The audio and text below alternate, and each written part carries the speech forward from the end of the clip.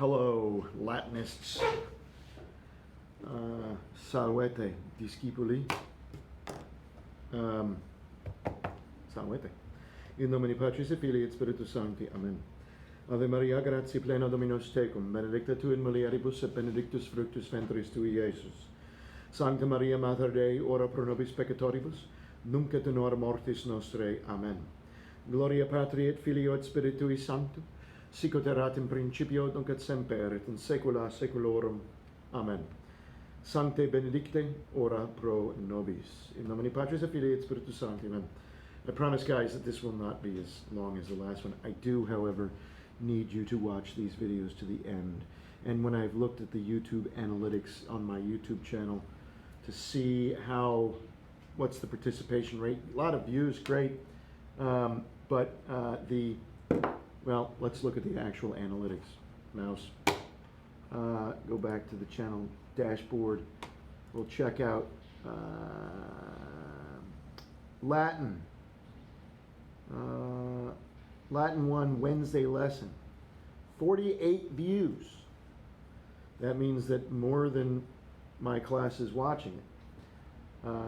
Well, who is that? That's not the public. That's parents, because I sent the link to your parents as well as you, just in case there was any issue with getting the video. And I'll continue to do that for probably a week. I mean, unless your parents are having a great time watching my ugly mug bouncing around on the video. Now, your parents looking at that can have skewed these numbers, but audience retention.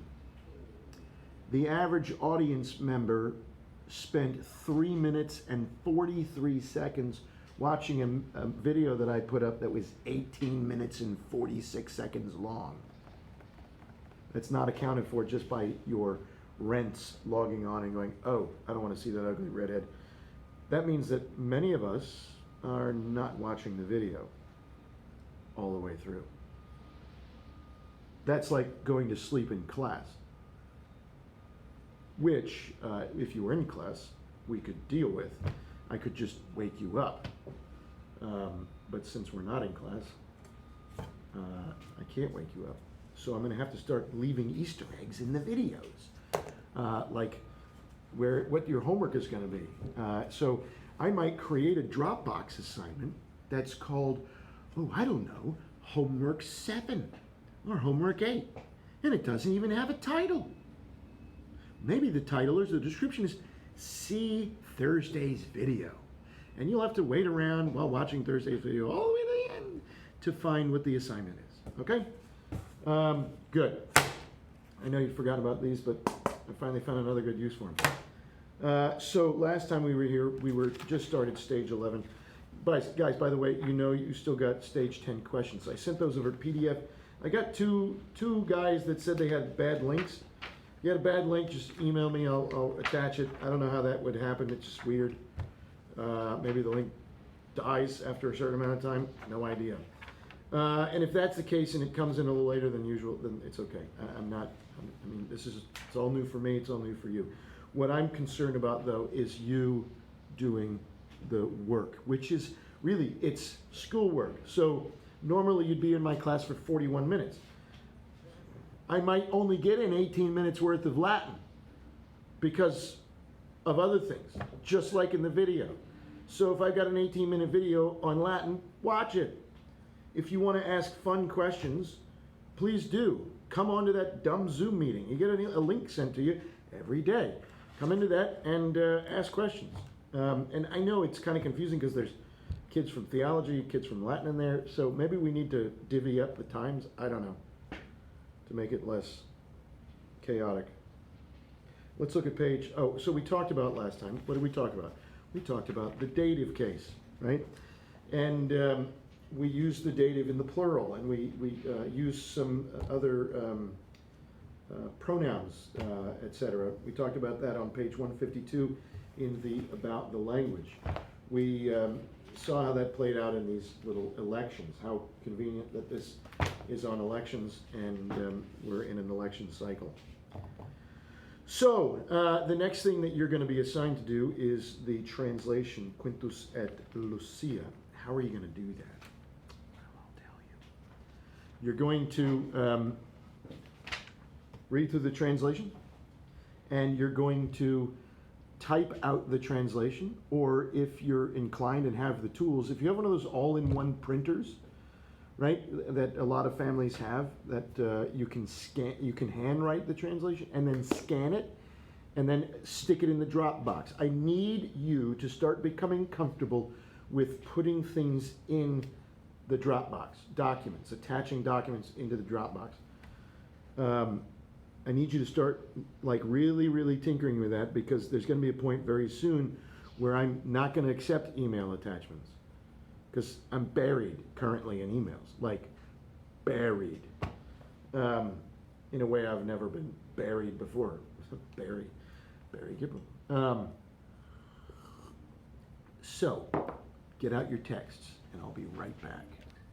All right, I just needed to get something prepped for you. So let's take a look at Quintus et Lucia.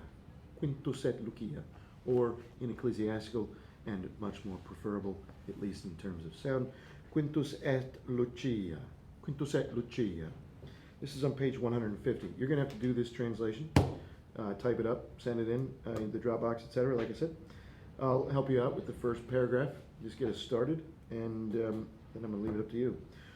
Lucia et Quintus in villa erant, Lucia Quinto dixit, afer candidatus optimus est, afer multus villas et multus tabernas habet, Pompeiane afro favet, quod vir dives et calidus est.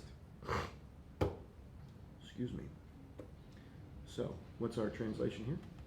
Well, Lucia et Quintus in villa erant. The only tricky word in there is erant, and that shouldn't be tricky.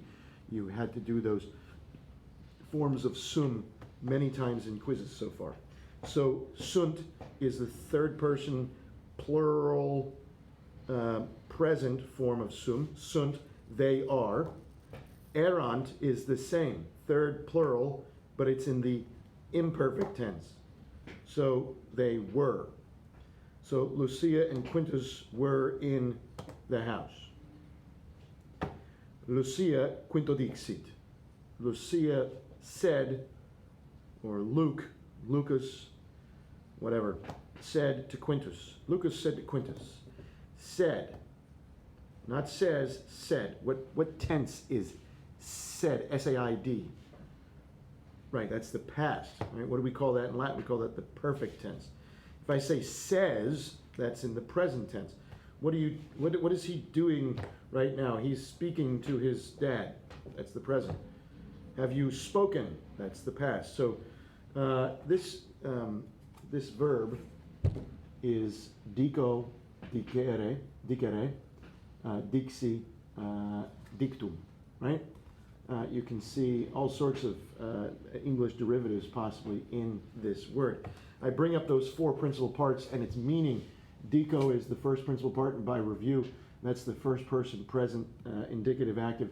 First person present singular of the and then the present infinitive, to speak, to say, to talk, and then the first person perfect singular, he said, or I said, etc. I spoke, and then the participle, right? Speaking or saying, talking. Okay, so you can see that that's dixit.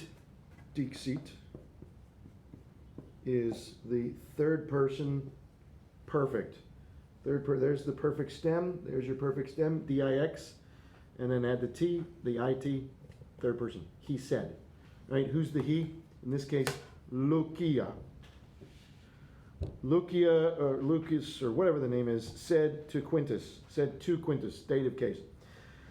Afer, which is the name of this person. Afer candidatus optimus est, is the best candidate.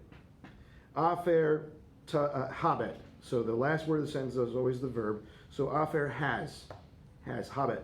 Afer has multas villas, many houses, et multas tabernas, and many shops, many taverns, many shops. Pompeiani afro favent. The Pompeians favor or support afer. Quod vir dives et calidus est. Because vir divus. He is a rich and clever man. He is a rich and clever man. Quod est. Quod, because est, he is a rich man and clever man, or a rich and clever man. All right? The rest is for you. You should be able to do this very easily. It should be very fun.